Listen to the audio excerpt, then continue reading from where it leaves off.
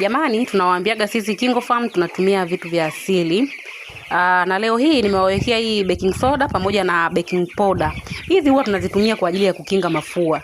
Lakini vile vile huwa tunaweka hata kwenye chakula. Kwa mfano hii baking powder, hii huwa tunaweka kwenye chakula kwa sababu inaongeza madini mbalimbali kule kwenye chakula.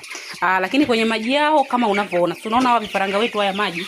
Haya maji haya yana kinga ya asili. Ukiangalia humu tumeweka majani ya mpera, tumeweka kitunguu saumu, tangawizi na pilipili kwa ajili ya kuwakinga mafua pamoja na magonjwa yote ya bakteria. Kwa hiyo sisi huwa tunatumia sana kinga za asili. Kwa hata hizi ulizoziona pia huwa tunazitumia kwa ajili ya kukinga mafua.